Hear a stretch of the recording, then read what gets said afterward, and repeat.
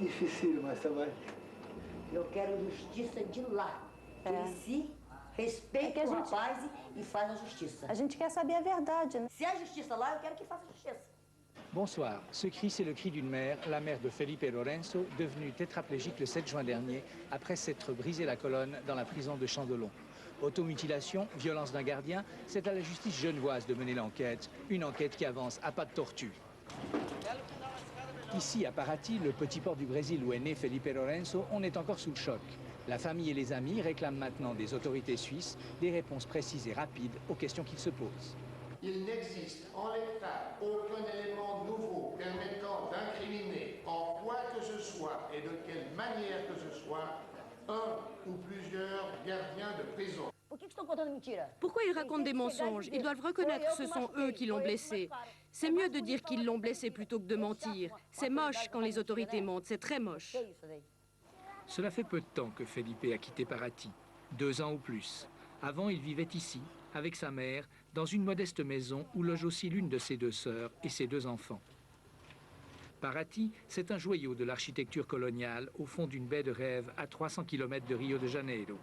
C'est un rendez-vous des touristes brésiliens et étrangers, des touristes qui font vivre en bonne partie les habitants de Paraty, y compris la famille de Felipe.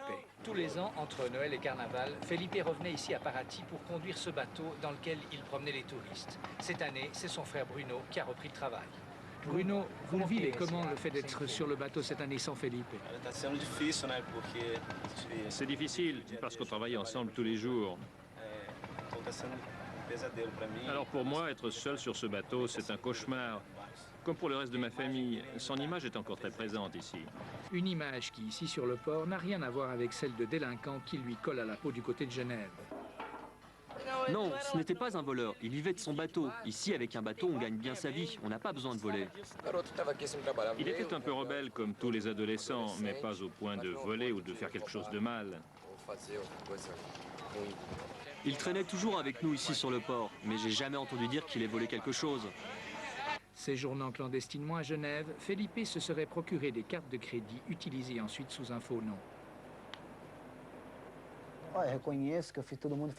Oui, je reconnais que j'ai fait une bêtise. Tout le monde fait des erreurs dans la vie. J'ai fait une erreur, mais pas au point de mériter de me retrouver dans une chaise roulante. Felipe était aussi un grand sportif, adepte de la capoeira, un art de la danse qui contribue à entretenir une forme physique époustouflante chez ses adeptes. Il se débrouillait bien, il dansait bien, il savait sauter. La capoeira, il maîtrisait.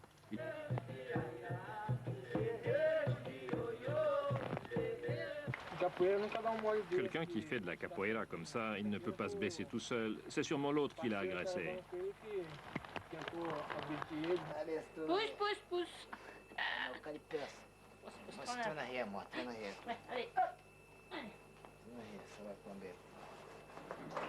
Felipe a maintenant récupéré l'usage de ses bras, ainsi qu'une certaine mobilité du cou et de la tête. Les progrès sont cependant très lents. Je pense que je vais récupérer encore un peu de mobilité. Pas beaucoup, mais un petit peu. Tout ce que je pourrais récupérer, c'est bien, non? Enfin, la vie continue. Il ne pourra sans doute jamais retourner vivre à Paraty, car une partie du charme de cette ville tient à l'omniprésence de ses rues pavées qui rendent presque impossible le déplacement en fauteuil roulant.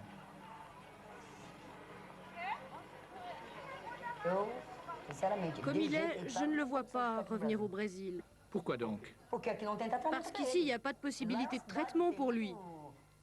Ici, à Paraty, non, c'est pas possible. Comment est-ce que je pourrais l'emmener partout où il devrait aller faire sa thérapie? Ils doivent s'en occuper là-bas. C'est leur responsabilité de s'en occuper là-bas.